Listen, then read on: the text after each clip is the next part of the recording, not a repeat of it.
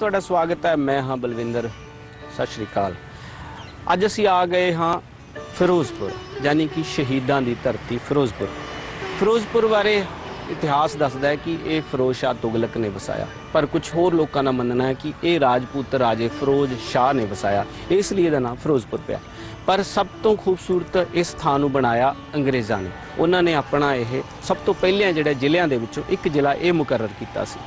इस तो इलावा फिरोजपुर के नेड़े कुछ थावां ने जिथे बहुत सारिया जंगां लड़ियां गईयां अंग्रेज़ों ते रणजीत सिंह दे विचकार, अंग्रेज़ों ते अफगानां दे विचकार, सिखां ते अफगानां दे विचकार, इसलिए इसनूं शहीदां दी धरती आख्या जांदा। मिट्टी दी महक च अज सैर करदे हां फिरोजपुर ते इस दे आस पास दीयां थावां दी। आओ चलदे हां।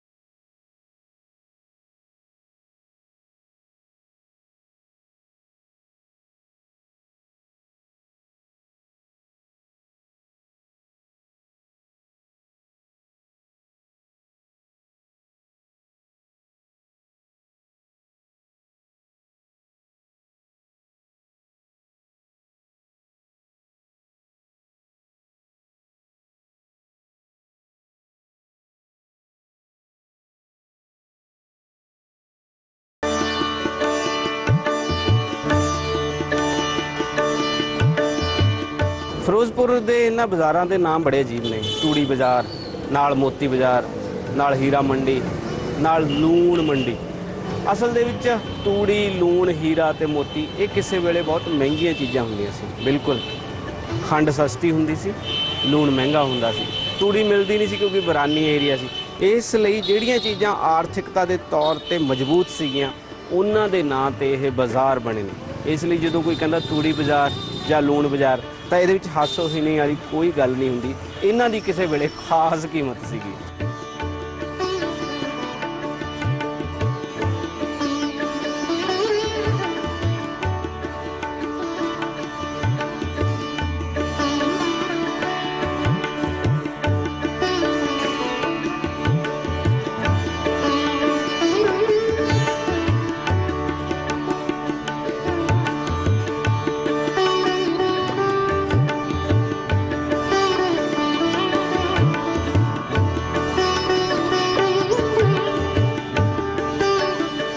फिरोजपुर का सब तो पुराना बाज़ार है जिन्होंने सिरकी बाज़ार कहते हैं। सिरकियाँ पईयां, मंजे पे, पौड़ियाँ पईयां और बांस का होर समान बनता है। और इत्थे आगे लगता है जिवें तुसीं कई साल पहलां दे पंजाब दे विच आ गए होवो।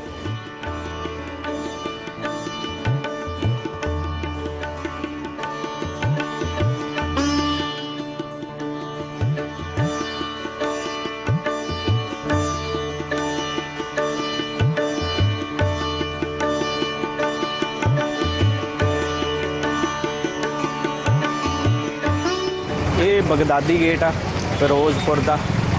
किसी वेले दस्सिया जाता है कि फिरोजपुर के 12 गेट सीगे। लाहौरी गेट, दिल्ली गेट, कसूरी गेट। लेकिन इत्थे काफ़ी सारा क्राउड है, रश है। और ये पिछे एक मानूमेंट्स बनाया जिथे भगत सिंह होरां दा अजायब घर है। फिरोजपुर देखने वाला शहर है।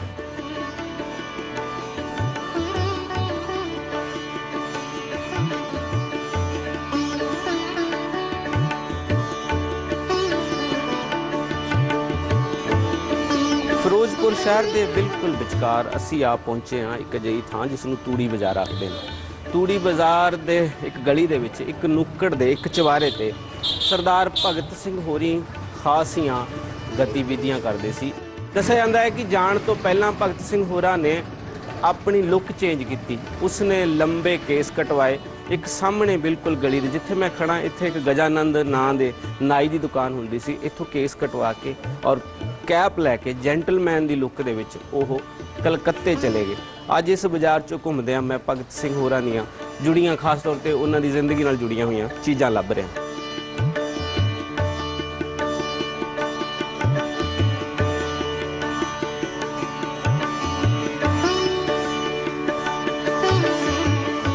तूड़ी बाजार च लभदे लभाउंदे मैं पहुँच गया। ये चवारे दी इत्थे पौड़ियां ने बट इत्थे बड़ा हरा ताला लग्या है। ये भगत सिंह होरां दा चवारा सीगा, उपर जाके वो रहिंदे सीगे, लेकिन हेठां एक हुण तां रेनोवेट हो गई दुकानां। इत्थे गया प्रसाद नां दे एक पंडित जी शर्मा जी जिहड़े रहिंदे सीगे और उन्होंने इत्थे दवाइयां दी दुकान सी। असल च वो देखण नूं दवाइयां दी दुकान सी। उपर सारे जाने खास तौर पर अंग्रेजी हुकूमत के खिलाफ जी किस किस्म का लिटरेचर बनना, किस किस्म की प्लैनिंग होंदी है, सारी प्लैनिंग होंदी सी इस चवारे दे विच।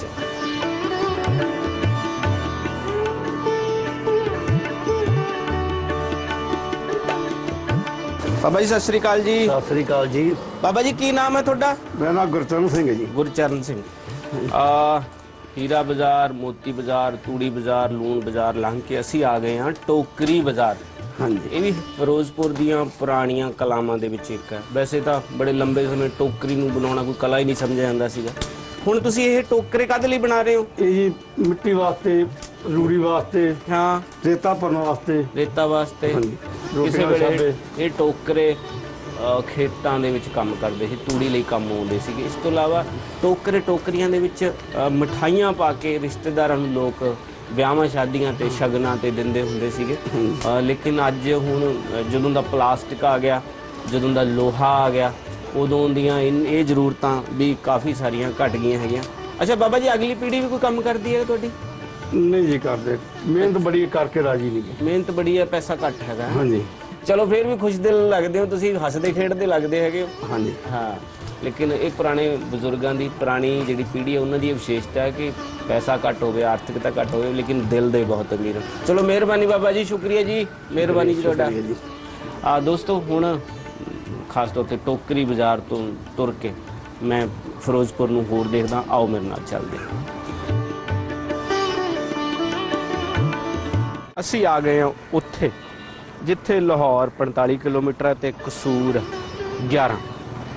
असल दे विच फिरोजपुर शहर तो जो असीं सरहद नूं जाने तो हुसैनी वाला दे रस्ते दे विच ये मील पत्थर लग्या है। पुराना मील पत्थर है, गलती नाल हजे तक बचिया होया क्योंकि पंजाब दे विच होर इस किस्म के मील पत्थर नहीं है। ये जिहड़ा फिरोजपुर तो हुसैनी वाला बार्डर हो के कसूर नूं रोड जाती सी, किसी वेले बहुत वपार आवाजाई का बहुत वड्डा ये रस्ता सीगा। अज ये पिंड भावें उन्ने विकसित नहीं है, लेकिन किते ना किते रवायतां नाल, परंपरा नाल और अपनियां पुरातन चीज़ां नाल जुड़े हुए हैं। अज असीं इन्हां पिंडां दी सैर करांगे। आजो।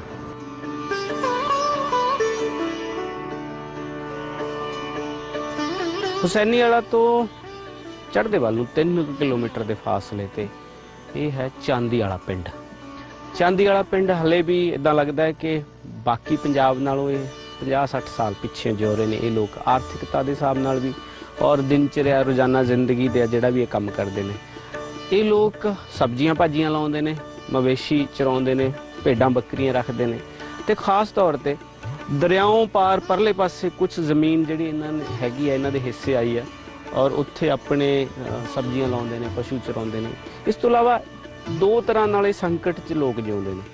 पहला है कि बिल्कुल बॉर्डर एरिया है, इसलिए हमेशा तौखला बनया रहिंदा है कि उस पासों कोई अटैक ना हो जाए। दूसरा इन्हां नूं जिस दरिया के कंढे रहिंदे ने, जिहदा ये पानी पींदे ने, फसलों नूं पानी लाउंदे ने, 5-7 साल बाद, 10-12 साल बाद ये दरिया भी चढ़ जाते हैं तो एक तरह नाल फ्लड दे करके ये लोग फिर इन्हां नूं इत्थों उठना पैंदा। असल दे विच इन्हां दे कच्चे घरां च रहण दा राज भी कल्ली आर्थिकता नहीं है, बॉर्डर एरिया होना भी और ये दरियाई एरिया होना भी बहुत वड्डा कारण है। असीं पिंड च चलदे हां और देखते हैं कि इन्हां लोकां दी दिनचर्या किस तरह की हैगी।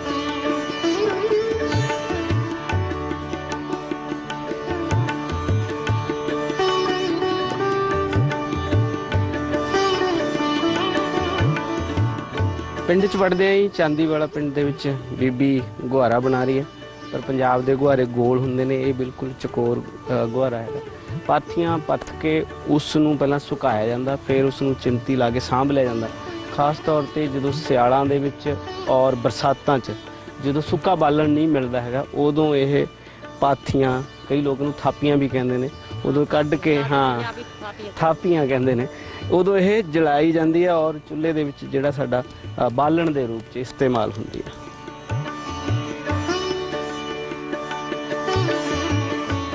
ਇਹ ਚਾਂਦੀਵਾਲਾ ਪਿੰਡ ਦੇ ਵਸਨੀਕਾਂ ਦੇ ਘਰ ਨੇ, ਅੰਦਰੂਨੀ ਘਰ। ਤੰਦੂਰ ਲੱਗਿਆ ਹੋਇਆ, ਇਹਨੂੰ ਕੱਚੇ, ਜਿਸ ਨੂੰ ਅਸੀਂ ਕੋਟਾ ਕਹਿੰਦੇ ਹੁੰਦੇ, ਕੰਧੋਲੀ ਵੀ ਕਹਿ ਦਿੰਦੇ ਨੇ, ਔਰ ਹਾਰਾ ਇੱਥੇ ਹੈਗਾ। ਅਸਲ ਦੇ ਵਿੱਚ ਇਹ ਜ਼ਿੰਦਗੀ ਜਿਉਣ ਦੇ ਜਿਹੜੇ ਪੁਰਾਤਨ ਢੰਗ ਇਹਨਾਂ ਲੋਕਾਂ ਕੋਲੇ ਹੈਗੇ ਨੇ, ਆਧੁਨਿਕ ਨਹੀਂ ਹੋਏ, ਮਾਡਰਨ ਨਹੀਂ ਹੋਏ, ਲੇਕਿਨ ਇਹਨਾਂ ਦਾ ਜਿਹੜਾ ਅੰਦਾਜ਼ੇ ਜ਼ਿੰਦਗੀ ਆ, ਮੈਂ ਪਹਿਲਾਂ ਕਹਿ ਚੁੱਕਾ ਕਿ ਇਹ 50-60 ਸਾਲ ਦੇ ਪੁਰਾਣੇ ਦੇ ਆਸ-ਪਾਸ, ਜਿਹਨੂੰ ਅਸੀਂ ਕਹਿ ਸਕਦੇ ਜਿੱਦਾਂ ਦਾ ਪੰਜਾਬ ਪਹਿਲਾਂ ਸੀ, ਇਹਨਾਂ ਨੇ ਹਜੇ ਵੀ ਉਹ ਸਾਰਾ ਕੁਝ ਬਚਾ ਕੇ ਰੱਖਿਆ। ਰਵਾਇਤਾਂ ਦੇ ਢੰਗ ਨਾਲ, ਪਰੰਪਰਾ ਦੇ ਪੁਆਇੰਟ ਆਫ ਵਿਊ ਤੋਂ ਇਹ ਗੱਲਾਂ ਸੋਹਣੀਆਂ ਲੱਗਦੀਆਂ ਨੇ, ਪਰ ਜਿਸ ਕਿਸਮ ਦੀ ਆਰਥਿਕਤਾ 'ਚ, ਜਿਸ ਕਿਸਮ ਦੀ ਜ਼ਿੰਦਗੀ 'ਚ ਇਹ ਲੋਕ ਜਿਉ ਰਹੇ ਨੇ, ਉਹ ਬਹੁਤ ਔਖਾ। ਦੂਸਰਾ, ਇਹ ਹਾਰੇ ਤਪਲੇ ਕੁੱਜੇ ਦੇਖ ਕੇ ਮੈਨੂੰ ਯਾਦ ਆਉਂਦਾ ਕਿ ਮੇਰੀ ਦਾਦੀ ਇੱਕ ਛੋਟੇ ਬਰਤਨ ਦੇ ਵਿੱਚ ਦਾਲ ਰੱਖ ਦਿੰਦੀ ਸੀ, ਉਹ ਸਾਰਾ ਦਿਨ ਉਬਲਦੀ ਸੀ। ਦੁਨੀਆ ਦਾ ਸਭ ਤੋਂ ਸਵਾਦ ਔਰ ਵਧੀਆ ਖਾਣਾ ਉਹ ਮੰਨਿਆ ਜਾਂਦਾ ਜਿਹਨੂੰ ਅਸੀਂ ਸਲੋ ਕੁਕਿੰਗ ਕਹਿੰਦੇ ਹਾਂ, ਪਰ ਮੈਨੂੰ ਲੱਗਦਾ ਪੁਰਾਣੇ ਪਿੰਡਾਂ ਦੇ ਵਿੱਚ ਸਾਰਾ ਜਿਹੜਾ ਖਾਣਾ ਉਹ ਸਲੋ ਕੁਕਿੰਗ ਸੀਗਾ। ਦੂਸਰਾ, ਉਹਨਾਂ ਦੀ ਲਾਈਫ ਵੀ ਜਿਹੜੀ ਸਲੋ ਸੀ, ਬਹੁਤ ਭੱਜਾ ਨੱਠੀ ਨਹੀਂ ਸੀ ਹੁੰਦੀ। ਅੱਜ ਵੀ ਇਹਨਾਂ ਲੋਕਾਂ ਕੋਲੇ ਕੋਈ ਭੱਜਾ ਨੱਠੀ ਨਹੀਂ ਹੈਗੀ, ਕੋਈ ਦੌੜ ਭੱਜ ਨਹੀਂ ਹੈਗੀ, ਬਹੁਤ ਸਹਿਜ ਔਰ ਆਰਾਮ ਜ਼ਿੰਦਗੀ ਜਿਉ ਰਹੇ ਨੇ। ਇਸ ਏਰੀਏ 'ਚ ਲੱਗਦਾ ਕਿ ਅਸੀਂ ਕਿਸੇ ਪੁਰਾਣੇ ਪੰਜਾਬ ਦੇ ਪੁਰਾਣੇ ਪਿੰਡਾਂ 'ਚ ਆ ਗਏ ਹਾਂ।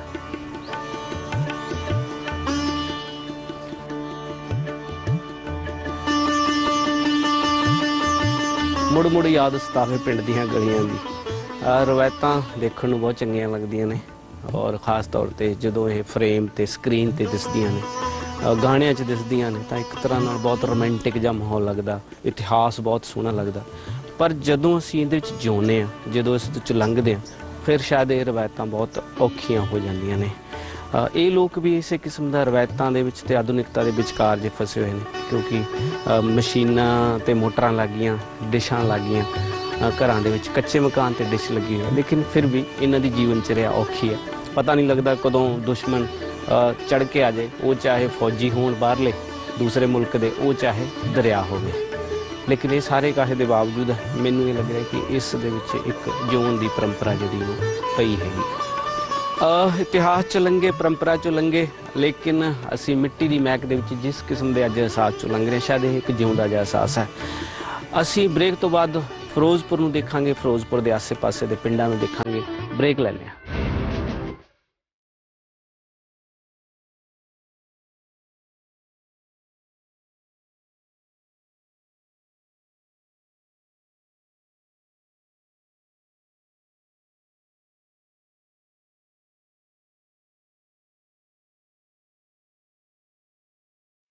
शहीदों की चिताओं पर लगेंगे हर बरस मेले, वतन पे मिटने वालों का यही बाकी निशान होगा।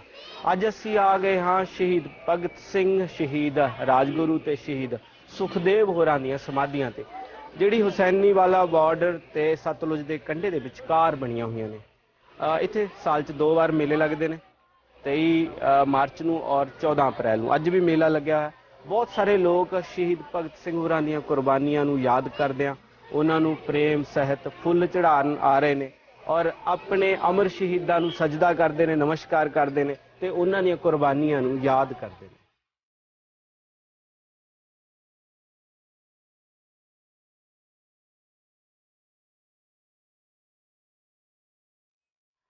ਸ਼ਹੀਦਾਂ ਦੇ ਬੁੱਤ ਇੱਥੇ ਬਿਰਾਜਮਾਨ ਨੇ।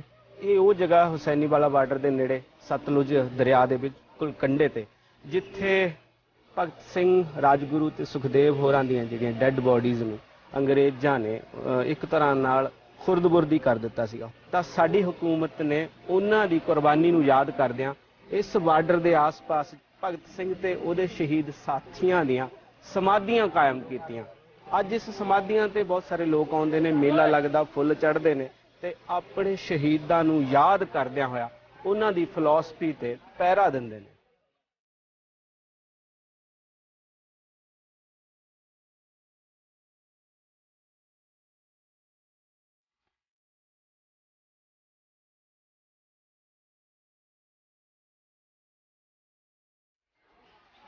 ਜਿੱਥੇ ਸਮਾਧੀਆਂ ਬਣੀਆਂ ਇਹਦੇ ਵਿਚਕਾਰ ਬਿਲਕੁਲ ਬਹੁਤ ਸੋਹਣਾ ਇੱਥੇ ਸਜਾਇਆ ਹੋਇਆ। ਪੰਜਾਬ ਸਰਕਾਰ ਦਾ ਇੱਕ ਉਪਰਾਲਾ ਤੇ ਬਹੁਤ ਸ਼ਲਾਘਾਯੋਗ ਹੈ।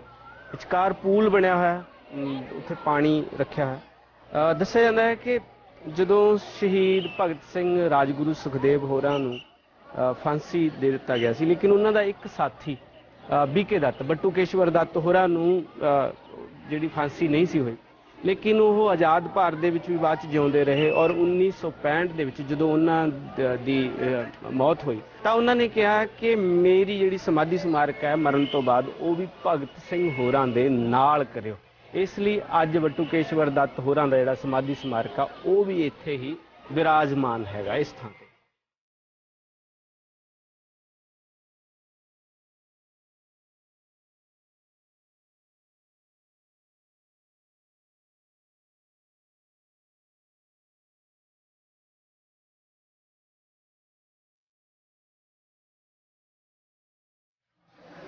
ਦੁਨੀਆ ਦਾ ਇਹ ਇੱਕੋ ਇੱਕ ਰੇਲਵੇ ਟਰੈਕ ਹੈ ਜਿਹੜਾ ਨਾ ਕਿਤੇ ਜਾਂਦਾ ਹੈ ਨਾ ਕਿਤੋਂ ਆਉਂਦਾ। ਇਹ ਹੈ ਫਿਰੋਜ਼ਪੁਰ ਤੋਂ ਲੈ ਕੇ ਕਸੂਰ ਦੇ ਵਿਚਕਾਰ ਦਾ ਰੇਲਵੇ ਟਰੈਕ, ਯਾਨੀ ਕਿ ਹੁਸੈਨੀ ਵਾਲੇ ਦਾ ਰੇਲਵੇ ਟਰੈਕ।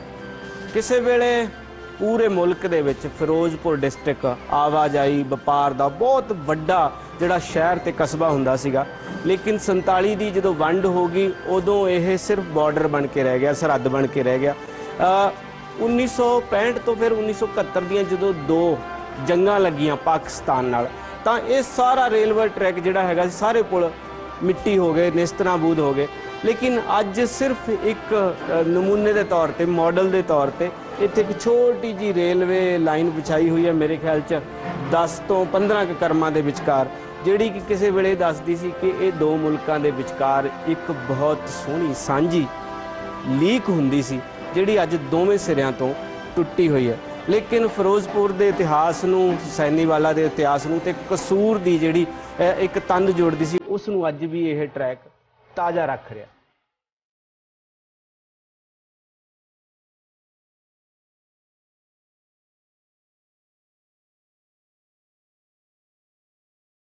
ਸਮਾਧੀਆਂ ਦੇ ਬਿਲਕੁਲ ਸੱਜੇ ਹੱਥ ਇਹ ਹੈ ਹੁਸੈਨੀਵਾਲਾ ਸਟੇਸ਼ਨ ਦੀ ਇਮਾਰਤ, ਜਿਹੜੀ ਕਿ ਬਾਅਦ ਦੇ ਵਿੱਚ ਯਾਦਗਾਰ ਦੇ ਰੂਪ ਵਿੱਚ ਸਾਂਭ ਲਈ ਗਈ 47 ਦੀ ਵੰਡ ਤੋਂ ਬਾਅਦ।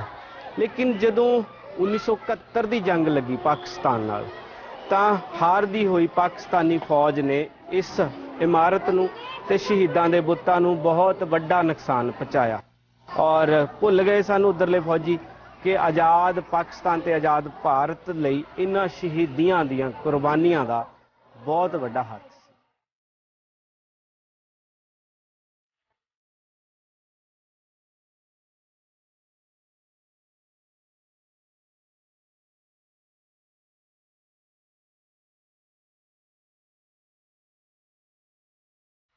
ਇਸ ਤੋਂ ਬਾਅਦ ਅਸੀਂ ਹੁਸੈਨੀਵਾਲਾ ਬਾਰਡਰ ਦੇ ਜਿਹੜੀ ਜਾਵਾਂਗੇ, ਖਾਸ ਤੌਰ ਤੇ ਰੀਟਰੀਟ ਸੈਰੇਮਨੀ ਦੇਖਾਂਗੇ। ਆਓ ਮੇਰੇ ਨਾਲ ਚੱਲਦੇ ਹਾਂ।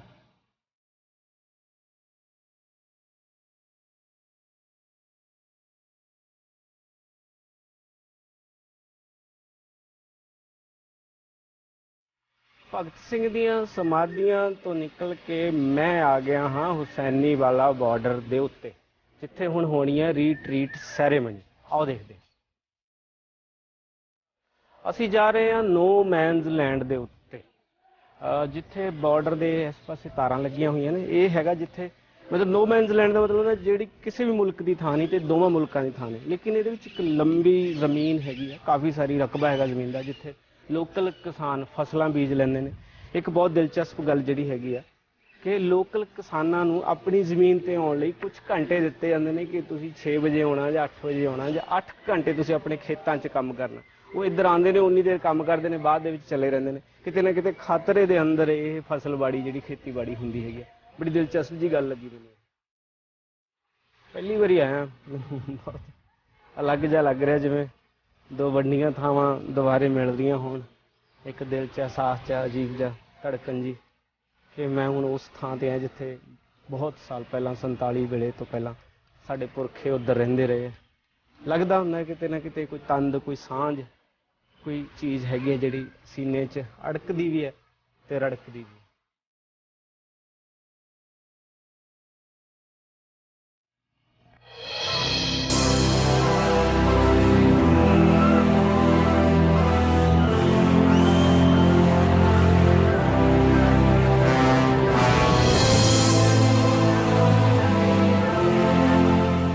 जीरो लाइन ते खड़ा, मेरे एक गिट फासले ते पाकिस्तान की लाइन है तो इधर इंडिया की लाइन है।